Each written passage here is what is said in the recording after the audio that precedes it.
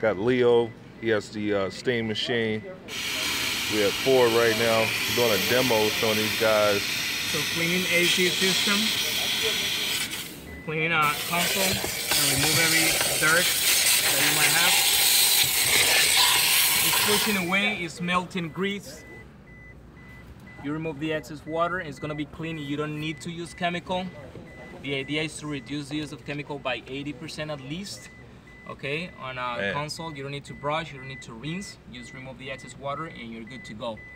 It's good to get into every crack and it's safe. You just do one line and then it's gonna push everything away and melt any type of dirt that you have, okay? Wow. Remove the excess water so you can do the cleaning a lot faster and easier. And when you're doing doors and stuff like that, you just